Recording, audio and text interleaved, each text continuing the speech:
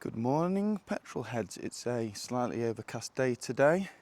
Fortunately, it's nice and sunny the day, so I'm heading over to Xatrix in Bradford because today's the day, well, today's the week that I'm getting the Vargas GC Turbo installed.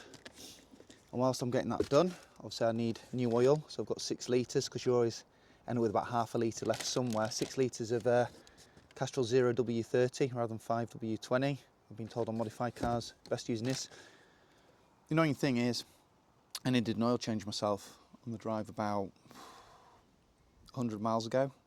So I've got fresh oil in there that's going to have to come out, but talk about bad planning. But as well as that, because I'm on the stock brakes, I'm fitting the MX72 pluses to the rear and also to the front. Because I'm not tracking the car, I'm not putting any kind of big brake kits on because I don't plan to be, like I say, putting it through that kind of paces where it's going to get brake fade. I've also had Motul 660 brake fluid put in, so I've had new fluid put in, racing fluid. I have the new pads on there with the 2-piece discs, so that should be hopefully enough stopping power and no fade. So let's get on the road and over to Xatrix.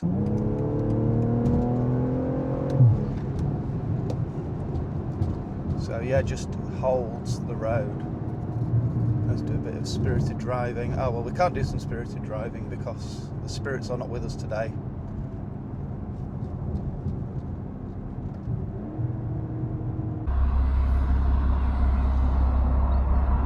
So here we are at Xatrix. Just coming in now. I love the fact it's an enclosed, secure compound. It's really good, is that? And it's like, where is it? Where is it? It's hidden. So we've made it. We're at Xatrix. See that? So, going to get the parts out. Yeah, slid around a bit with my spirited driving. We're going to get ourselves in there and leave the car with them to work their magic. When it comes out, it's going to have a bigger turbo one and better brakes. There we go. So I've got the car back from Xatrix after having the GC Plus turbo installed, and just came out for a bit of a drive and it's feeling good. Now I'm going to show you under the bonnet because I've had to make some changes that I didn't think I'd have to make, but I had to, so it's just a bit of a education and maybe some guidance for anyone with a B58 M340i Gen 2 that's looking to put in a Vargas turbo. So let's show you this now. So let's have a look under the bonnet. So here we go. Here is this is where I used to have, obviously, the Vargas Motorsports induction kit. So there's a bit of road noise at the minute. I don't know if it's picking up or this mic's doing a good job. So obviously before I had the BMS system sat in here. Now when I obviously got the Vargas turbo fitted, this pipe here runs straight from the turbo, so that's a turbo inlet. And when we tried to position it, now the Vargas Motorsports induction kit wouldn't fit at all. So then we thought about using the standard airbox. So the standard airbox came to about here. Now there is a difference between Gen 1 airboxes and Gen 2. Gen 1 sits slightly lower and actually protrudes slightly more. So when you get silicone hoses like this that are designed for Gen 1, the manufacturers think, well, that's going to fit a Gen 2. Well, Vargas, you're wrong, it didn't, and I've got pictures to prove it.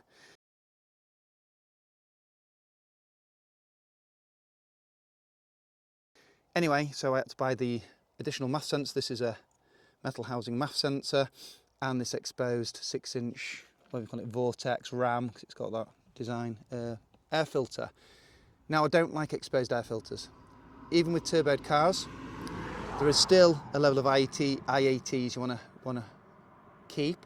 So what Xatrix went and did, which is absolutely awesome, is actually went and built me this heat shield. Now I'll include pictures showing the heat difference between having the heat shield and not having the heat shield.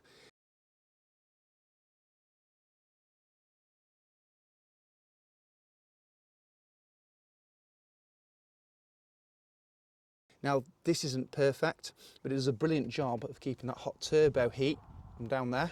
There's a GC turbo inside there. Heat off here. Now this obviously doesn't go all the way up to the carpet, which is a shame. but it looked daft, and I've got the strut brace. So what it does, it comes up here, but now it does reduce the amount of air, heat that's coming back and going into that. So brilliant job by the guys at Xatrix for building that for me and stick it in and making it look good. I wouldn't have been able to do a job like that. So there we go. So I've now got the GC Turbo fitted, sent my logs over to Berger Motorsports. I did a map 1 run, which is, as we all know, is the one after basically being turned off. It's the minimum setting.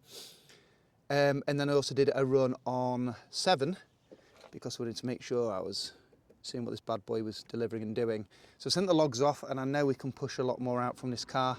I'm currently running a 3.05 to 60, and I didn't manage to do a quarter mile. 1/8 of a mile was matching a 7.2, which is the same as a M3 Competition 2025 X Drive from the figures I've seen. So pretty poking. I know that we can get more out of this.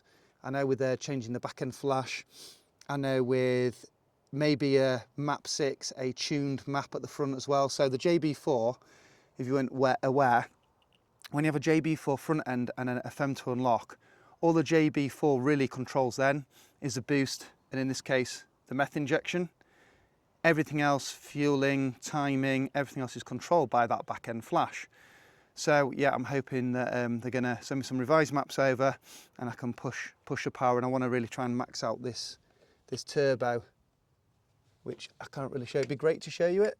It's somewhere down there. The shinier silver than the dark silver, let's put it that way. And then here we go, the filter. So we are outside in a nice and beautiful countryside through the video, hence there's a tiny bit of noise, but it's so much nicer coming out here to do a video than it is on your driveway. Car's looking shiny. It's looking kind of sleeperish. I just want to ramp that power up a bit more. Worst case is if I'm not happy with the maps, I can always get it custom mapped by someone like RS Tuning, get it on the rolling road and get it done that way, which I might end up doing anyway. So there we go. So there's a bit of a delve into the car. What I will do, like I did before with the Berger Motorsports induction kit, I will put the mini mic, the DJI mic, in the engine bay so you can hear what this sounds like, but this thing just sounds absolutely insane.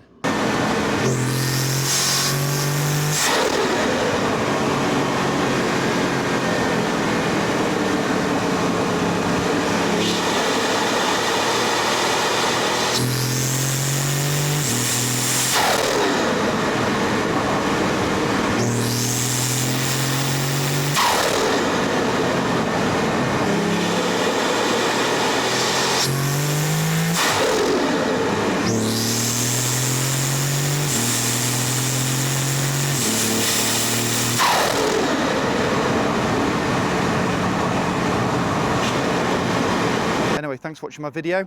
Stay tuned for more to come as I continue to modify my M340i. Thank you.